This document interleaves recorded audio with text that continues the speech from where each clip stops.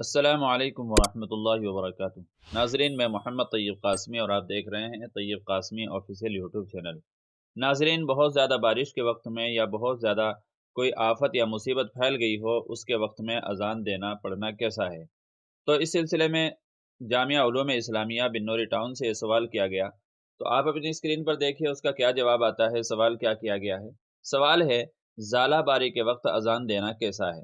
جواب اس کا یہ دیا گیا ہے، شدید بارش یا ژالہ باری کے موقع پر اذان دینا شریعت میں ثابت نہیں ہے، البتہ بعض ناگہانی آفات اور شدید مصائب و پریشانی کے مواقع پر اذان دینے کی بعض فقہا نے اجازت دی ہے۔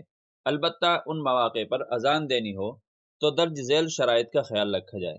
نمبر 1، اس عمل کے سنت یا مستحب ہونے کا اعتقاد نہ ہو۔ نمبر 2، اس کو لازم اور ضروری نہ سمجھا جائے۔ نمبر 3، مساجد میں یہ اذان نہ دی جائے۔ اور نمبر 4، اس کے لیے کسی مخصوص ہیئت اور اجتماعی کیفیت کا التزام نہ کیا جائے۔ بہرحال اگر ان شرائط کی رعایت کے ساتھ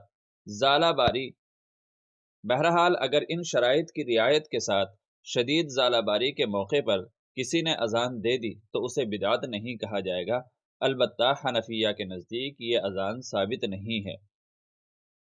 فتاوی بینات میں ہے، علامہ شامی رحمہ اللہ نے لکھا ہے کہ خیر الدین رملی رحمۃ اللہ علیہ کے حاشیہ بحر میں ہے کہ میں نے شافعیہ کی کتابوں میں دیکھا ہے کہ نماز کے علاوہ بھی بعض مواقع میں اذان مسنون ہے، مثلا نومولود کے کان میں، پریشان، مرگی زدہ، غصے میں بھرے ہوئے اور بدخلق انسان یا چوپائے کے کان میں، کسی لشکر کے حملے کے وقت، آگ لگ جانے کے موقع پر۔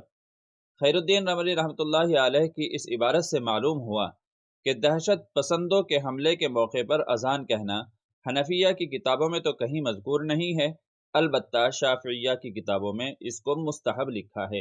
اس لیے ایسی پریشانی کے موقع پر اذان دینے کی ہم ترغیب تو نہیں دیں گے، لیکن اگر کوئی دیتا ہے تو ہم اس کو بالکل غلط حرکت بھی نہیں کہیں گے۔ البتہ نومولود کے کان میں اذان کہنا احادیث سے ثابت ہے اور فقہ حنفی میں بھی اس کی تصریح ہے۔ فقط واللہ عالم، دارالافتاء جامعہ علوم اسلامیہ، علامہ محمد یوسف بنوری ٹاؤن۔ تو ناظرین، اس فتوے میں صاف یہ کہا گیا ہے کہ شدید بارش کے وقت میں یا پھر مصیبتوں کے وقت میں امام ابو حنیفہ رحمۃ اللہ علیہ کے نزدیک اذان دینا ثابت نہیں ہے، البتہ شوافع کی کتابوں میں اس طرح کی تصریح ملتی ہے اور انہوں نے اذان پڑھنے کی ایسے مواقع پر اجازت دی ہے۔ تو مجھے امید ہے کہ آپ کو مسئلہ اچھی طریقے سے سمجھ میں آ گیا ہوگا۔ اگر آپ چینل پر پہلی بار آئے ہیں تو ہمارے چینل کو اس طرح کی مزید ویڈیوز پانے کے لیے سبسکرائب کر لیں اور اس ویڈیو کو اپنے دوستوں تک بھی شیئر فرما دیں۔